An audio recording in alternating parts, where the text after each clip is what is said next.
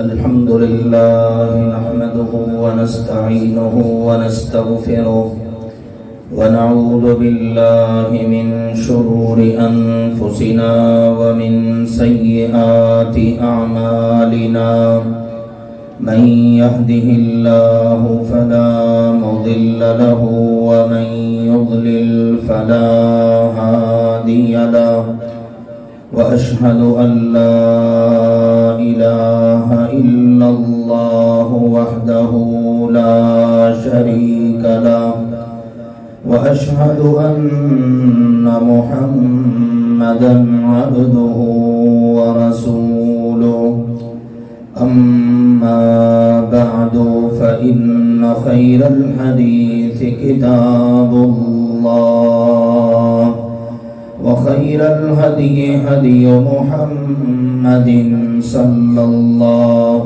عليه وسلم وشر الأمور محدثاتها وكل محدثة بدعة وكل بدعة ضلالة وكل ضلالة في النار. يا أيها الذين آمنوا اتقوا الله حق تقاته ولا تموتن إلا وأنتم مسلمون. يا أيها الناس اتقوا ربكم الذي خلقكم من نفس واحدة وخلق منها زوجها وبث منهما رجالا كثيرا ونساء واتقوا الله الذي تساءلون به والأرحام إن الله كان عليكم رقيبا. يا أيها الذين آمنوا اتقوا الله وقولوا قولا سديدا يصلح لكم أعمالكم ويغفر لكم ذنوبكم ومن يطع الله ورسوله فقد فاز فوزا عظيما. أما بعد فأعوذ بالله من الشيطان الرجيم. بسم الله الرحمن الرحيم.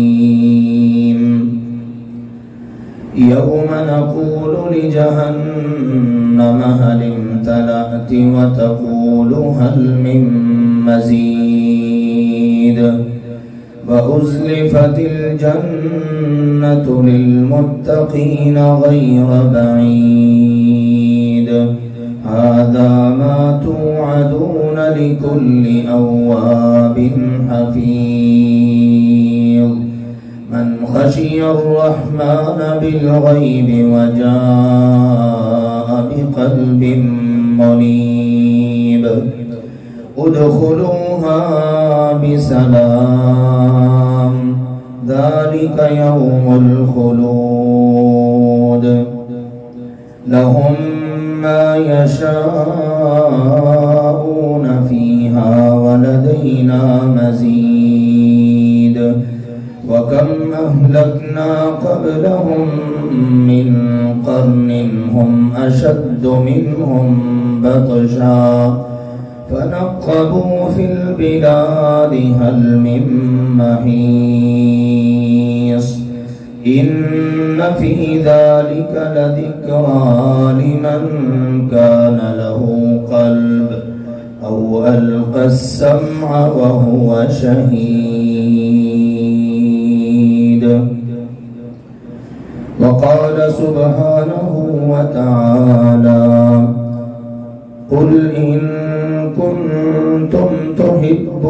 الله فاتبعوني يحببكم الله ويغفر لكم ذنوبكم والله غفور رحيم قل أطيعوا الله والرسول فإن تولوا فإن الله لا يحب الكافرين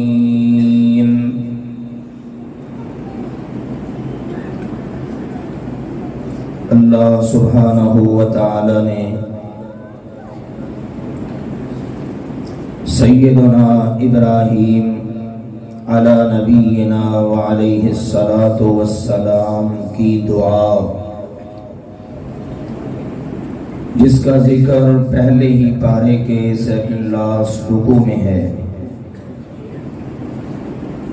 اس کو قبول کر کے مکہ مکرمہ میں جناب عبداللہ اور سیدہ آمنہ کے گھر میں ایک بہت خوبصورت بیٹا پیدا فرمایا، جس کا نام محمد رکھا گیا صلی اللہ علیہ وآلہ وسلم۔ یہ خوبصورت بچہ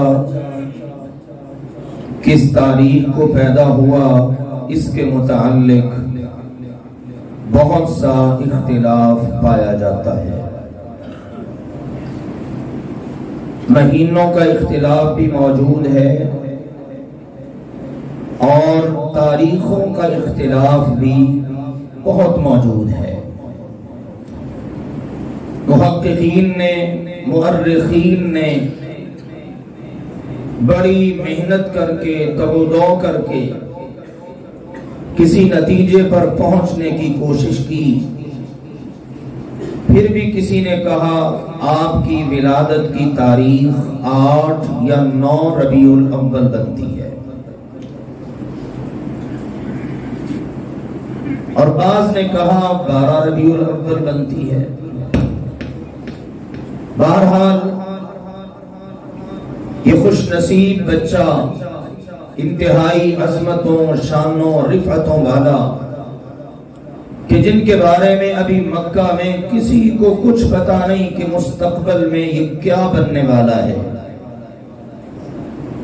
ابھی مکہ کے لوگ ان کو جانتے ہیں محمد بن عبداللہ کی حیثیت میں، کہ عبداللہ کا بیٹا، عبداللہ کا لخت جگر، عبد المطلب کا پوتا، جس کا نام محمد ہے صلی اللہ علیہ وآلہ وسلم۔ آپ علیہ السلام نے اپنی والدہ کے پاس، پھر اس کے بعد دیہات کے ماحول میں سیدہ حلیمہ سعدیہ کے پاس کچھ وقت گزارا، بچپن کے ایام گزرتے چلے گئے، پھر لڑکپن، پھر جوانی، حتیٰ کہ نبی اکرم صلی اللہ علیہ وآلہ وسلم کو لوگ اب بھی جانتے ہیں تو زیادہ سے زیادہ صادق اور امین کے لقب سے۔ پھر ایک دن آیا کہ رسول اللہ صلی اللہ علیہ وآلہ وسلم، یہی کہ جن کا نام محمد ہے، یہ صفا پہاڑی پہ کھڑے ہوئے، اور آپ علیہ السلام نے مکہ کے دستور کے مطابق آواز دی، یا صباحا، یہ لوگوں کو اپنے قریب اور اکٹھا کرنے اور جمع کرنے کے لیے ایک اعلان اور آواز تھی۔ مکہ کا ہر شخص پہنچا، کوئی اگر پہنچ نہیں پا رہا تو اس نے کہا محمد نے آج پہلی مرتبہ آواز دی ہے تو جانا چاہیے، سننا چاہیے کیا کہتا ہے۔ کوئی اگر نہ پہنچ سکا، اس نے دوسرے کو کہا تو فٹافٹ جا اور جا کے سن وہ کیا کہتا ہے۔ اب اسی محمد نے کہ جن کی عمر اس وقت 40 برس ہے، انہوں نے پوچھا کہ بھائی مجھے یہ بتاؤ، کیف وجدتمونی، تمہارے درمیان پیدا ہوا ہوں نا، میرے ابا کو جانتے ہو، میرے دادا کا بھی پتہ ہے، میری ماں کا بھی پتہ ہے، میرے خاندان کا پتہ ہے، तुम्ही का चश्मो चराग हूं, शबो रोज तुम में गुजरे। 25 साल का हुआ तो मेरी शादी हो गई सैयदा खदीजा से, फिर वो मराहिल वगैरह गुजरते चले गए। ये 40 वर्ष तुमने मुझे ये बताओ पाया कैसा है? मेरा बचपना, मेरा लड़कपन, मेरी जवानी, मेरा दिन, मेरी रात, बाज़-औक़ात तुम्हारे दरमियान में बड़े खूनरीज़ किस्म के झगड़े हुए, तुमने मुझे ही फैसल तस्लीम किया। काबतुल्लाह के अंदर हजरे अस्वद को नस्ब करने का वक्त आया, तुमने तो खून में उंगलियां तक, हाथ तक दबो लिए थे। तुम्हारे उस मसले को, कदिये को हल करने वाला मैं था। तुम मुझे सादिक अमीन के नाम से जानते हो, पहले फर्दन फर्दन कहते हो। आज यहां सफा पहाड़ी के करीब, जहां मेरे ही बड़े इस्माईल अलैहिस्सलातु वस्सलाम की मां, यहां पर वो चलती रही और अल्लाह ताला ने इस सरजमीन को बड़ा मुकद्दस बनाया। सफा के क्या कहने, मरवा के क्या कहने, करीब में बहने वाला जमजम का कुआं उसके क्या कहने, फिर सबसे मुकद्दस जगह जमीन का मरकज़ो महवर, ये अल्लाह का घर, इसके बिल्कुल करीब में आज तुम सारे मुझे बताओ कैफा वजदतुमूनी, तुमने मुझे कैसा पाया है? लीजिए उस वक्त एक ही आवाज गूंजी, सब बोले मा जर्रबना अलैका इल्ला सिदका। ये उनका जुमला, उन्होंने कहा सिर्फ देखा नहीं कि बाय द वे चलो चलते राह हम देख लें कि मोहम्मद कैसा है, नहीं, जर्रबना, हमने बाकायदा तजुर्बे किए, हमने बाकायदा आजमाया कि अब्दुल्ला का ये दुर्रे यतीम कैसा है, अब्दुल मुत्तलिब के इस पोते का करैक्टर कैसा है। तो मा जर्रबना अलैका, हमने जब भी तुझ पर कोई तजुर्बा किया तो हमने तुझे नहीं पाया इल्ला सिदका, मगर सच्चाई सच्चा। फरमाया फिर मुझे बताओ, अगर मैं कहूं मैं ऊंची जगह पर हूं, तुम नशेबी जगह पे हो, ये पहाड़ी जिस पे मैं खड़ा हूं इसके पीछे का एरिया तुम्हें नजर नहीं आ रहा, अगर मैं कहूं वहां पर कोई लश्कर है, अभी तुम पे हमला आवर होगा, क्या समझोगे, सच के झूठ? कहने लगे आज तक तेरी जुबान से झूठ सुना ही नहीं, अब भी कह देगा तो सच ही समझेगा। कहा फिर सुनो, ये तो यहाँ की बात है, मैं तुम्हें एक बहुत बड़े मौके से खबरदार करता हूँ। अनन नज़ीरुल उरियान, मैं तुम्हें अलल ऐलान खबरदार कर रहा हूँ। क्या खबरदारी है? क्या खबरदारी ये है, क़ूलू ला इलाहा इल्लल्लाह तमलिकुल अरब वल अजम तुफ्लिहू, मेरे कहने पर तुम सब कह दो ला इलाहा इल्लल्लाह, अल्लाह के अलावा कोई माबूद नहीं है। अभी तो तुम सिर्फ मक्का के हुक्मरान हो और इस पर लड़ते भिड़ते हो, मैं तुम्हें जमानत देता हूँ उस जुबान से जिससे कभी झूठ निकला ही नहीं। अल्लाह तुम्हें दुनिया में अरबो अजम का बादशाह बना देगा और आखिरत में तुम कामयाब हो जाओगे। ये बात चली, सबने सुनी, किसी ने हजम कर ली, किसी से हजम ना हुई। एक जुबान ऐसी थी कि जिसने फौरी तौर पर रद्द अमल दिया। उसने कहा अलिहादा जमाअतना, अच्छा तूने इसलिए हमें यहां जमा किया था, इसलिए जमा किया था। दोनों हाथ उसने उठाए और बोला तब्बल लक या मोहम्मद, ए मोहम्मद तू तबाह हो जाए। पहली बार हमारे नबी को गाली पड़ी, पहली बार हमारे नबी को बद्दुआ मिली, अपनी जात के लिए नहीं, अल्लाह की तौहीद के लिए। आज तक तो अभी थोड़ी देर पहले यही जुबानें कह रही थी ना, तू बड़ा सच्चा है, तेरे जैसा हमने किसी को पाया ही नहीं। और अभी इन्हीं में खड़े हुए एक शख्स की जुबान से निकला, और वो है भी रिश्ते में चचा, ہے بھی پڑوسی، اور اس کو نبی نے اپنی بیٹیوں کا رشتہ دے رکھا ہے بچوں کے لیے، اتنا قریبی تعلق، وہ بولا تبّن لک یا محمد، اے محمد تو تباہ ہو جائے، تو مارا جائے، تو ہلاک ہو جائے، تجھ پر افسوس ہے، اس لیے جمع کیا تھا۔ اللہ سبحانہ و تعالی نے پہلے تو غار حرا میں جبریل امین کو بھیجا اور ایک دو مرتبہ ان کو منظر دکھانے کی اجازت دی کہ جب انہوں نے بالکل آسمان و زمین کے درمیان میں ایک کرسی پر بیٹھ کر اپنے پر پھیلائے، نبی پاک نے ان کو دیکھا تو ہیبت زدہ ہو گئے۔ اب اللہ نے کہا نہیں جبریل امین اب جاؤ فوراً اور اس دھرتی پہ جاؤ اور جا کے میرے پیغمبر میرے مصطفیٰ کے قلب اطہر پہ یہ آیات اتارو، تبت یدا ابی لہب وتب، یہ جو ہاتھوں کے اشارے سے ہاتھ اٹھا اٹھا کے آپ کو بد دعائیں دے رہا ہے، اس ابو لہب کے دونوں ہاتھ ٹوٹ جائیں۔ جن ہاتھوں سے میرے مصطفیٰ کی طرف اشارہ کیا ہے وہ ہاتھ اس قابل ہی نہیں ہے کہ سلامت رہیں، اور پھر اس کا پورا وجود، اس کا دماغ جس میں یہ گندی سوچ آئی، اس کی زبان، یہ سب کا سب ہلاک ہو جائے، مارا جائے، تباہ ہو جائے۔ پھر جب اس پر موت آئی نا، بھلے رب کی بات رائے گاں کیسے جا سکتی ہے، اس کے خاندان کو عبرت کا نشان بنتے ہوئے سارے مکے نے دیکھا۔ بیٹے بھی ذلت آمیز موت سے دوچار ہوئے اور خود بھی۔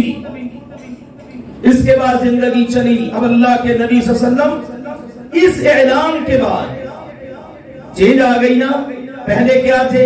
محمد بن عبداللہ، 40 سال تک ہر کوئی اسی انداز میں آپ کو جانتا ہے، اور اب جب اعلان کر دیا تو اب سارے مکہ نے پھر بھی تسلیم نہ کیا، چند خوش نصیب تھے، لیکن کوئی ماننے نہ ماننے، حقیقت تو حقیقت ہے۔ اب محمد بن عبداللہ ہی صرف نہ رہے، یہ ان کی ذات کا، ان کی شخصیت کا، ان کے خاندان کا تعارف تھا۔ اب ان کا تعارف کیا ہے کہ یہ ہے اب محمد الرسول اللہ صلی اللہ علیہ وسلم، محمد اللہ کے رسول۔ اب آئی اصل بات سامنے، اب یہاں سے سلسلہ چلا۔ اب جو ماننا شروع ہو گئے، تسلیم کرنا شروع ہو گئے، ان کو پیچھے کا نہیں پتا کہ 40 سال کے کیا معاملات ہیں، ان کو اب کا پتا ہے کہ اب اس شخصیت کی زبان مبارک سے جو نکلے گا نا، بس ہم نے اس کو فالو کرنا ہے، کیونکہ اس پہ اترنے والا قرآن، اس میں رب نے گواہی دے دی اور ہم نے دیکھ بھی لیا۔ 40 سال تک اس نے کبھی کسی بندے سے جھوٹ نہیں بولا، تو رب کے متعلق جھوٹ کہاں سے بول سکتا ہے؟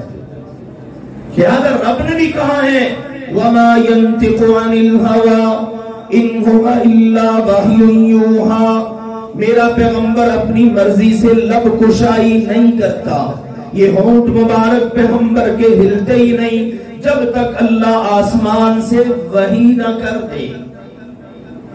اب یہ تعارف ہے، اب یہ سلسلہ چلا ہے۔ اس سے پہلے بھی حفاظتیں ہوتی نہیں ہیں، بڑے واقعات ہیں، لیکن آئیے ہم جس چیز کی طرف بڑھ رہے ہیں اور جس کو سمجھنا چاہ رہے ہیں، اب دن رات آپ علیہ السلام دعوت دے رہے ہیں۔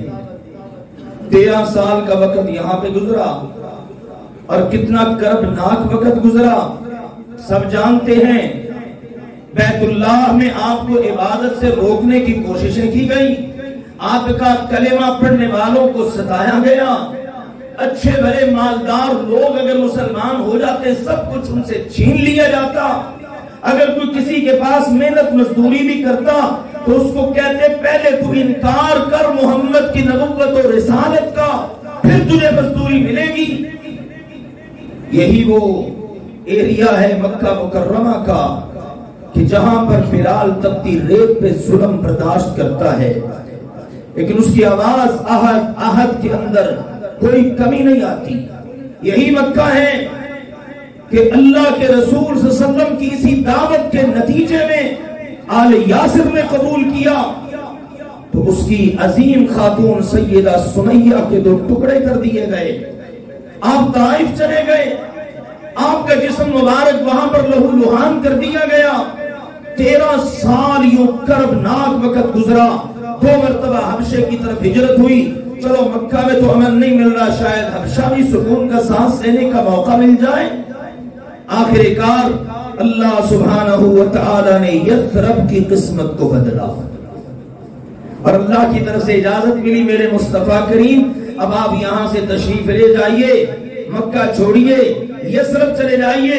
ہمارے پیارے نبی وہاں سے نکلے. رات کے اندھیروں میں ابو بکر ساتھ ہیں, کبھی کہیں رکے, کبھی کہیں چھپے, کہیں سٹے کیا.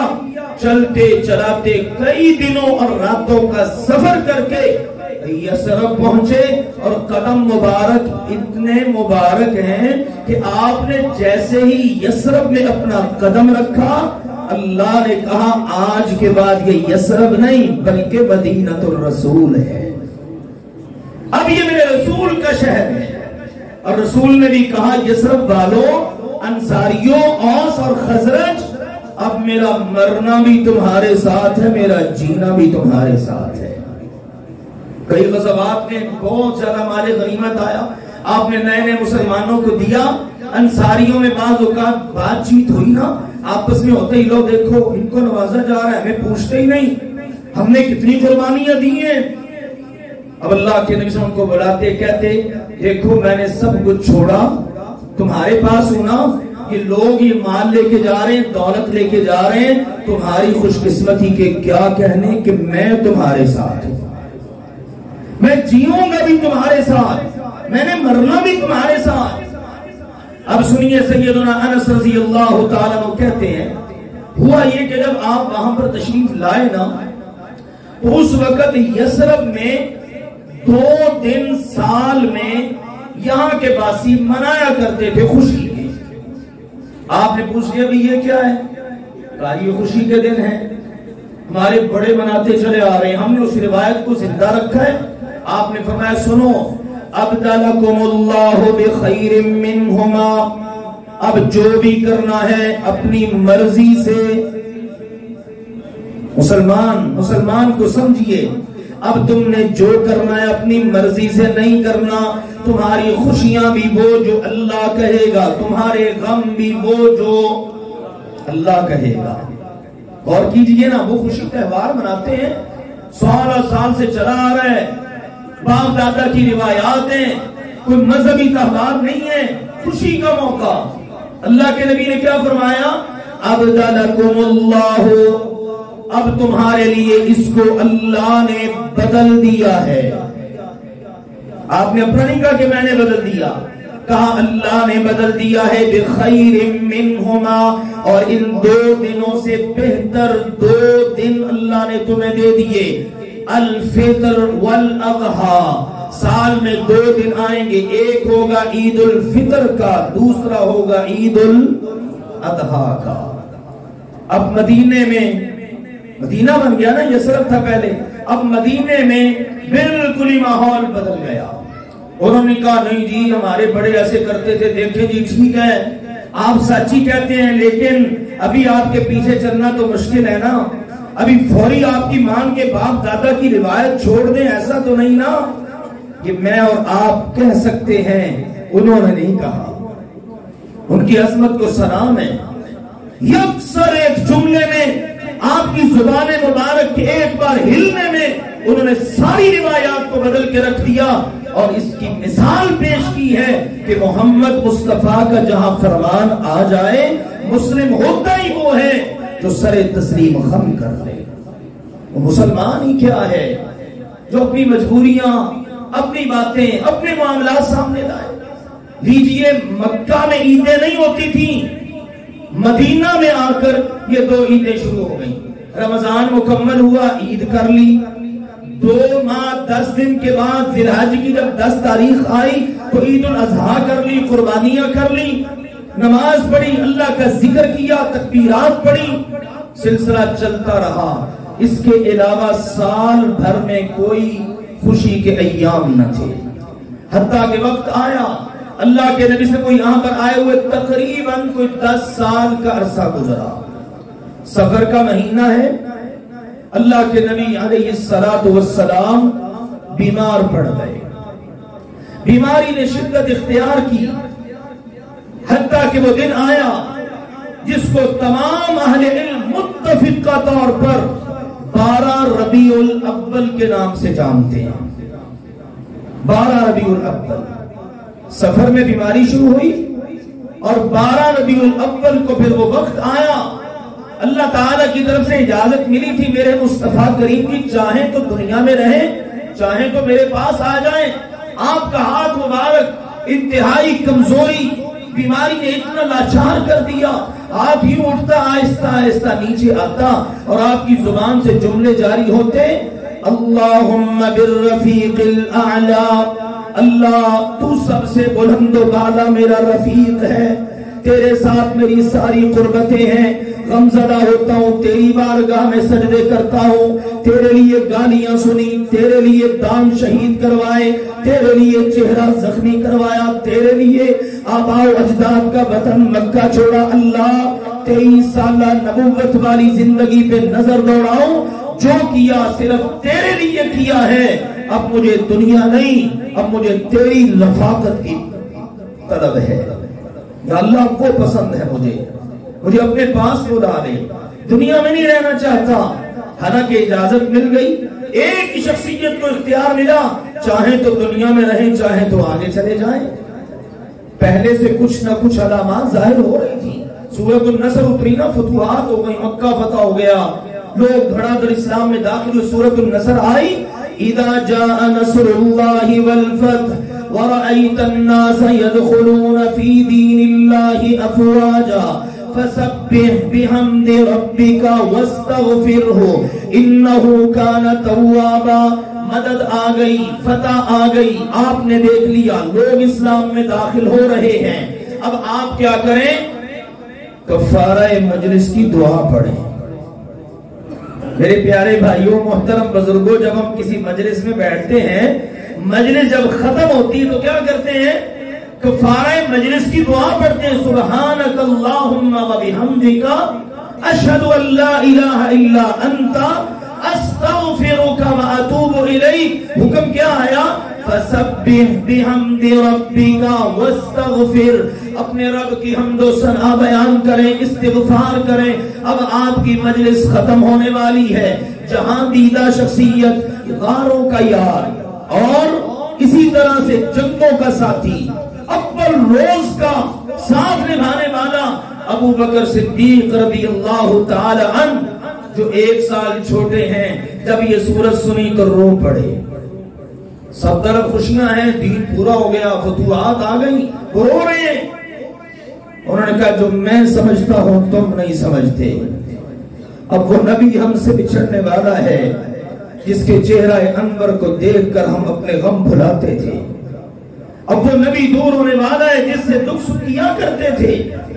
آخر اتفاق دیکھیے، یہ ابو بکر آپ کی وفات کے دن تھوڑا ذرا مدینے سے باہر کسی کام سے گئے، پیچھے سے اللہ کے نبی کی روح مبارک پرواز کر گئی، وہی اطلاع ملی، ابو بکر پلٹ کے واپس پہنچے، آپ علیہ السلام کے چہرہ انور سے اس چادر کو ہٹایا، آپ کی پیشانی پہ بوسہ دیا اور کہا اللہ آپ پر 2 موتیں کبھی جمع نہیں کرے گا۔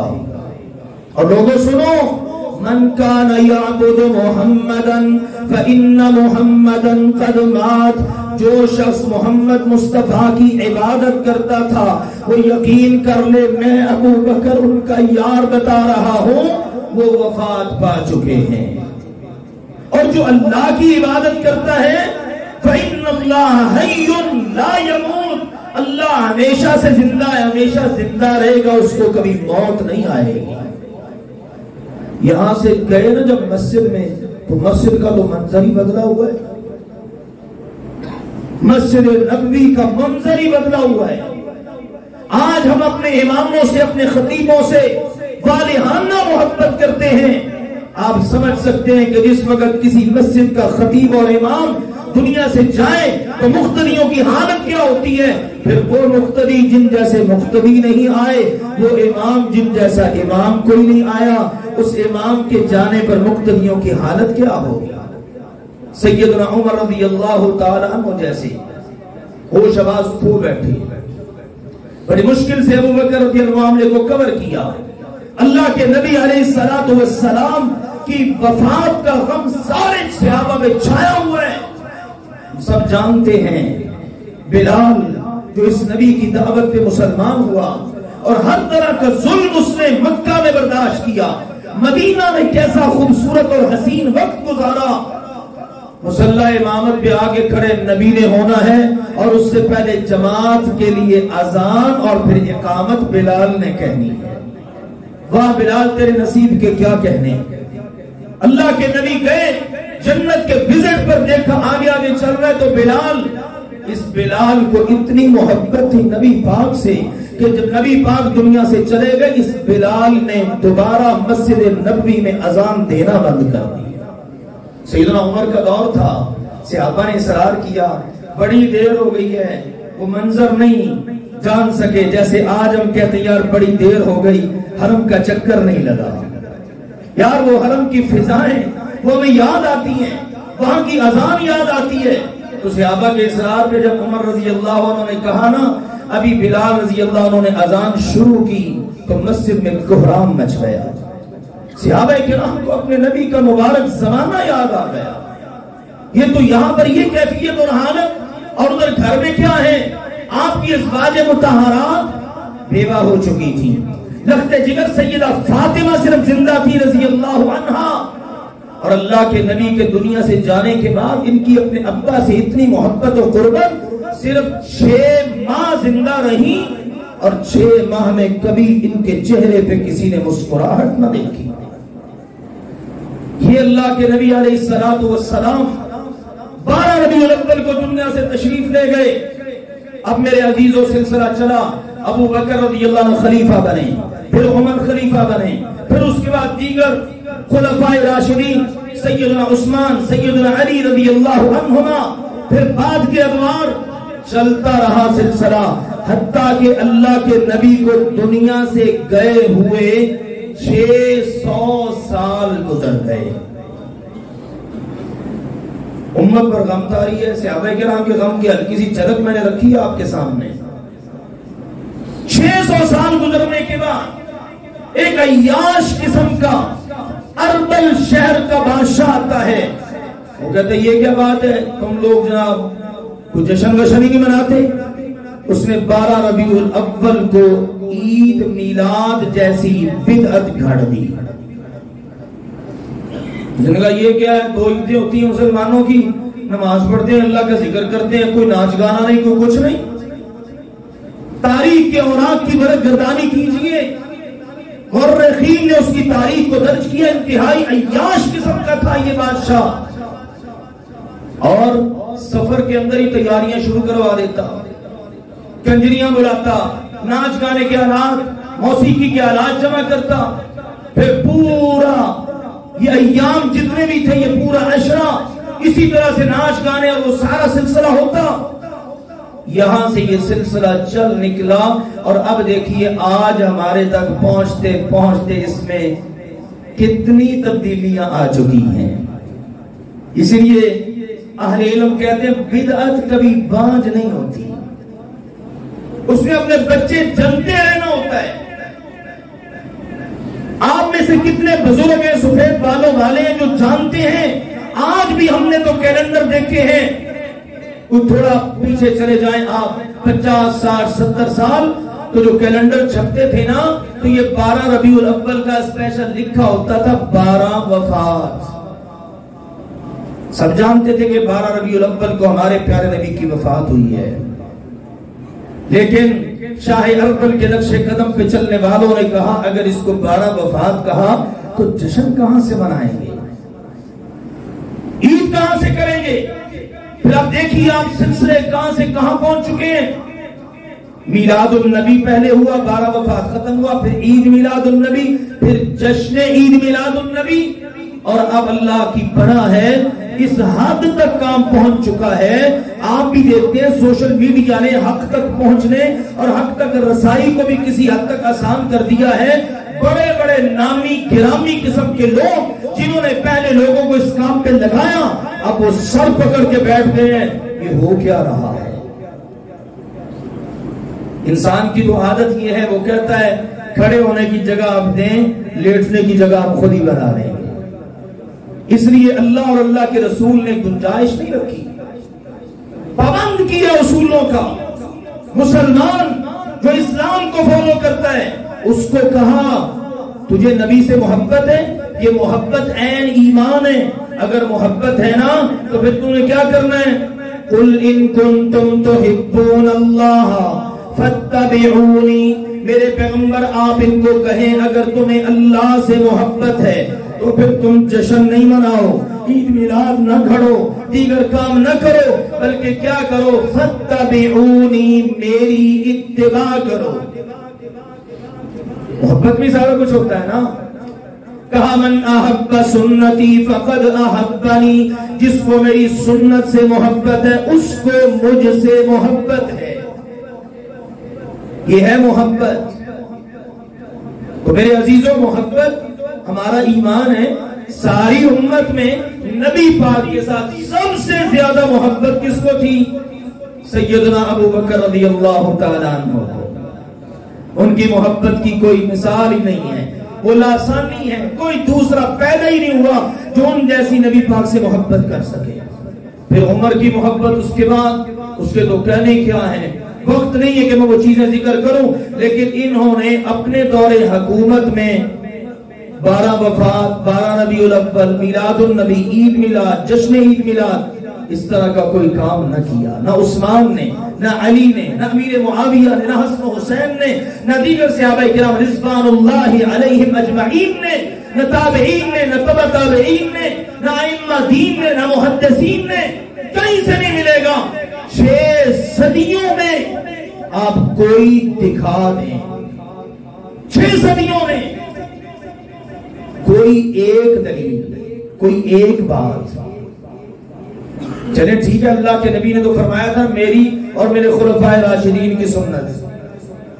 ہم مزید رعایت دے دیتے ہیں، خلفائے راشدین کا دور ہی نہیں، 6 صدیوں تک، 600 سال تک. پھر اس کے بعد بھی مدینہ منورہ میں دکھا دیں. انشاءاللہ العزیز ہم تو ہیں ہی دلائل پہ چلنے والے. ہم بھی انشاءاللہ تعالی، ہمیں خوشی مناتے ہو کوئی تکلیف ہوتی ہے، چلو ہم بھی کو تھوڑا سا موج میلہ کر لیں گے، لیکن ہو تو پھر ہے نا بات. تو مقصد میرا یہ ہے میرے عزیزوں کہ مسلمان اپنے آپ کو سنبھالے، غیروں کی نقالی نہ کرے. ادھر کرسمس ڈے ہو اور جناب عیسائی وہ کیک کاٹیں اور یہ مسلمان دلیلیں دے. دیکھو جی گھر میں بچہ پیدا ہوتا ہے نا، ہر سال سالگرہ کرتے ہو. ویسے میں سوچ رہا تھا کہ اس مسلمان کی ماتی ماری گئی ہے، اور تیرا بیٹا دلیل بنے گا نبی پاک کے لیے. تو نے اتنا بھی نہ سوچا، تو دلیل یہ دیتا میرے نبی نے سالگرہ منائی ہے اس لیے میں اپنے بچے کی سالگرہ مناتا ہوں. کیوں یہ بنتی ہے نا دلیل.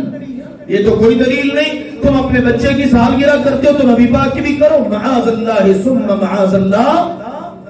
اس قدر گر گیا یہ مسلمان کہ نبی پاک سے متعلق کاموں کو اپنے معاشرے سے دلیلیں نکالتے ہیں. ہونا یہ چاہیے تھا اگر نبی پاک نے اپنا برتھ ڈے منایا ہے، میلاد، عربی میں میلاد ہے، انگلش میں برتھ ڈے، اور ہماری زبان میں اردو میں سالگرہ. اگر نبی پاک نے منائی ہے تو منا لی جائے، نہیں منائی تو نہ صحیح. نبی پاک نے ایک دن ضرور منایا ہے، اور مہینے میں 4 سے 5 مرتبہ، ہفتے میں ایک بار سوموار کا روزہ رکھ رہے ہیں. جی آپ روزہ کیوں رکھ رہے ہیں؟ فرمایا ذاک یوم ولدت فیہ، یہ وہ دن ہے جس دن میں پیدا ہوا تھا. نبی پاک کی تو ادا یہ ہے، جس دن پیدا ہوئے، تاریخ نہیں، مہینے بعد، سال بعد نہیں، ہر ہفتے میں سوموار کے دن روزہ رکھ رہے ہیں اور کہتے ہیں روزہ اس لیے رکھتا ہوں کہ اس دن میں پیدا ہوا. نبی پاک سے محبت کیسے ثابت ہوگی؟ جس کو جتنی محبت ہے وہ اسی مناسبت سے کرے. سوموار کا روزہ رکھ لیا کرے، پتہ چلے گا نبی پاک سے محبت ہے. لیکن یہاں پر محبت و عشق کے دعویدار نہ نماز پڑھتے ہیں نہ دیگر اسلام کی چیزوں کو فالو کرتے ہیں، بلکہ جس دن نبی پاک کی ولادت کے حوالے سے 12 ربیع الاول کو جشن منایا جاتا ہے، اب تو صورتحال اس قسم کی ہے ہمارے جیسے لوگ باہر نکلنا گوارا نہیں کرتے کہ یہ کرتوت دیکھ کر تو شیطان بھی شرما رہا ہوگا۔ یہ مصطفیٰ کی امت ہے، اس مصطفیٰ کا پیدائش کا دن منا رہی ہے، اور حالت دیکھو ان کی کیا ہوئی پڑی ہے، جلوس اور پھر سارے کے سارے پھر شام کو جناب کیا منظر بنتے ہیں۔ اللہ کی پناہ ہے، یاد رکھو مسلمانوں، یہ چیزیں اسلام کے اندر نہیں ہیں، اسلام کے اندر یہ باتیں نہیں ہیں۔ اسلام ہمیں یہ تعلیم دیتا ہے آپ اپنے آپ کو اللہ کے نبی کی اطاعت میں لائیں اگر ان کے ساتھ سچی محبت ہے، ان کی فرما برداری میں لائیں۔ اللہ بھی کہتا ما آتاکم الرسول فخذوا، رسول جو دے دے اس کو لے لو، وما نہاکم عنہ فانتہوا، جس سے روک دے اس سے رک جاؤ۔ اب رسول نے جو دیا ہے ہم دیکھ لیں اس کا کتنا کہ اہتمام ہے، جس سے روکا ہے کتنا کم رکتے ہیں اس کو بھی دیکھ لیں۔ پتہ تو یہاں سے چلے گا نا رسول کی محبت کا، ان المحب لمن يحب لمطیع، محبت کرنے والا جس سے محبت کرتا ہے نا اس کی اطاعت کرتا ہے۔ اگر اطاعت نہیں ہے، فرما برداری نہیں ہے، منمانیاں کر رہا ہے، نہ فرائض کا خیال ہے، نہ عبادات کا، نہ معاملات کا، نہ اخلاق کا، نہ زندگی کے دیگر امور کا، اور کہہ رہا جی غلامی رسول میں موت بھی قبول ہے، بھی موت پر تیرا تو اختیار نہیں ہے نا۔ بات بھی وہ ہے جو اللہ کے ہیں، موت دینے والا کون ہے؟ اللہ۔ زندگی دینے والا کون ہے؟ اللہ۔ بھئی اب پتہ نہیں تیری موت غلامی رسول میں آئے گی کہ رسول سے دشمنی میں آئے گی، وفاداری میں آئے گی کہ بے وفائی میں آئے گی، یہ تو اللہ کو پتہ ہے۔ تیرے لیے یہ ہے اپنی زندگی رسول کی اطاعت و فرما برداری میں گزار، جیسے اللہ کے نبی کے صحابہ نے گزاری۔ وہ شروع میں جو بات میں نے کی تھی، ابو لہب جس وقت اللہ کے نبی کی ولادت کی اطلاع ملی تو اس نے بڑی خوشی منائی۔ ولادت کی خوشی اس نے کی ہے، رسالت ملنے کی خوشی، بھتیجے کو رسالت ملنے کی خوشی نہیں کی، بھتیجے کی ولادت کی خوشی بڑی کی ہے۔ اور دوسری طرف ابو بکر ہیں، دیگر صحابہ ہیں، ابو بکر رضی اللہ تعالی عنہ کو نہیں پتا ولادت کیا معاملہ ہے، ولادت کے موقع پر کیا کرنا ہے، لیکن رسالت کی خوشی کی ہے اور وہ نمونہ بن گئے۔ تو یہ ہے میرے عزیزوں کچھ حقائق، ان کو مد نظر رکھتے ہوئے آپ اللہ کے فضل و کرم سے اپنے معاملات کو، اپنی سوچ کو کلیئر کریں اور اس قسم کے معاملات سے بالکل اپنے آپ کو بالا تر رکھیں۔ ولادت کی خوشی کس بد نصیب کو نہیں ہے، لیکن ولادت سے بھی بڑھ کر خوشی نبی پاک کی رسالت کی ہے، اور رسالت کی خوشی اور ولادت کی خوشی جب آپس میں جڑ جاتی ہیں تو نتیجہ یہ نکلتا ہے جو رسول کہتا چلا جائے وہ کرتے چلے جاؤ، کیونکہ رسول نے فرمایا قیامت کا دن ہوگا، دو طرح کی حدیث ہے، میں حوض کوثر پہ ہوں گا، دوسرا کہ میں وہاں پر ہوں گا، کچھ لوگ آئیں گے، میں کہوں گا اچھا یہ میرے آ گئے، لیکن اچانک ان کا رخ جہنم کی طرف موڑ دیا جائے گا، میں آوازیں دیتا رہ جاؤں گا میرے ہیں میرے ہیں۔ ارشاد ہوگا انک لا تدری ما احدثوا بعدک، یہ آپ کے نہیں ہیں، آپ کو نہیں پتا کہ انہوں نے آپ کے بعد آپ کے مشن رسالت، آپ کی تعلیمات کا کس طرح سے حلیہ بگاڑ کے رکھ دیا تھا۔ تو میرے عزیزوں اللہ کے نبی کی ساری زندگی ہمارے سامنے ہے، آپ کے شب و روز کیسے تھے، آپ کی زندگی کیسی تھی، آپ کس طرح ہمارے لیے نمونہ ہے، بس اس کو فالو کرتے ہوئے آگے بڑھتے چلے جائیں تاکہ اپنی دنیا اور اپنی آخرت کو بہتر کریں۔ اللہ سبحانہ و تعالی حق بات سمجھنے، قبول کرنے اور عمل کرنے کی توفیق عطا فرمائے۔ وآخر دعوانا ان الحمدللہ رب العالمین۔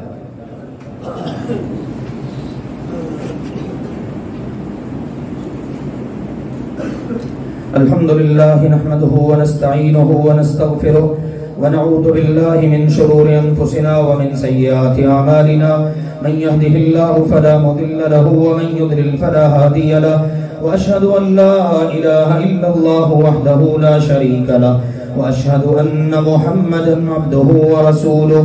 أما بعد فإن خير الحديث كتاب الله وخير الهدي هدي محمد صلى الله عليه وسلم وشر الأمور محدثاتها وكل محدثة بدعة وكل بدعة ضلالة وكل ضلالة في النار أما بعد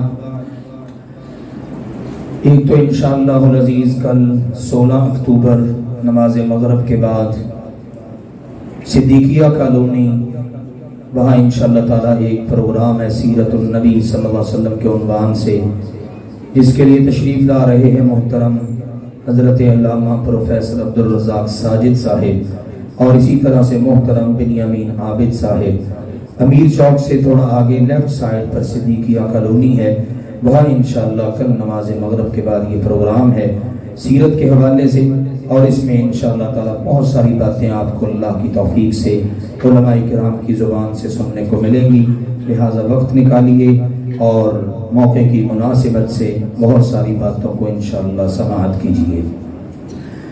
دوسری بات میرے عزیزوں،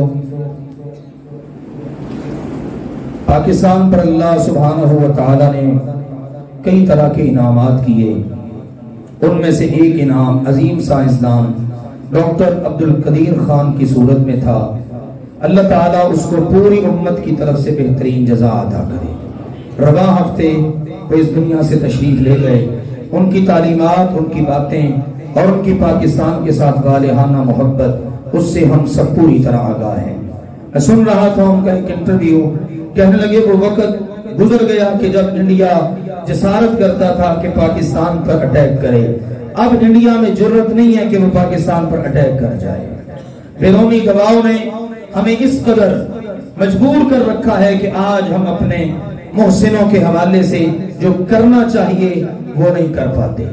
بہرحال ایک عظیم شخصیت تھے، اللہ تعالیٰ انہیں جزا عطا کرے۔ انشاءاللہ ابھی ہم نماز جمعہ کے بعد ان کی غائبانہ نماز جنازہ اللہ کے فضل سے ادا کریں گے۔ ان کے نظریات، ان کے افکار بالکل کلیئر تھے۔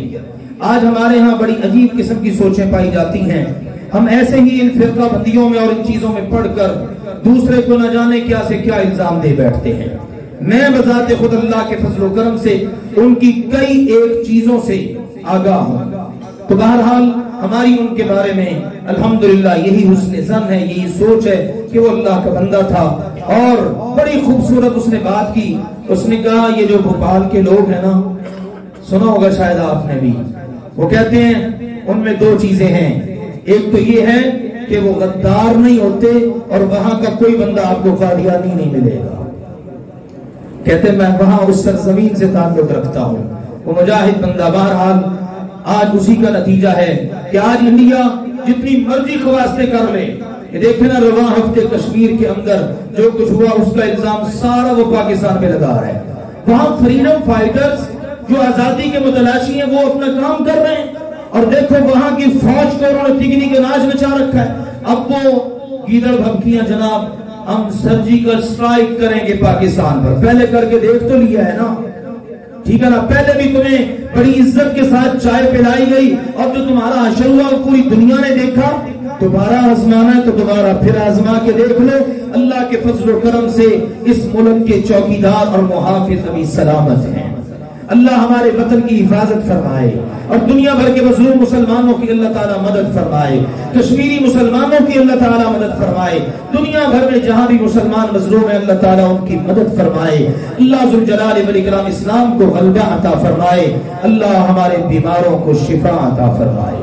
بہت سارے احباب بیمار ہیں، کئی ایک نے آج بھی اطلاع دی، کسی کا بچہ بیمار ہے، کسی کا بڑا بیمار ہے۔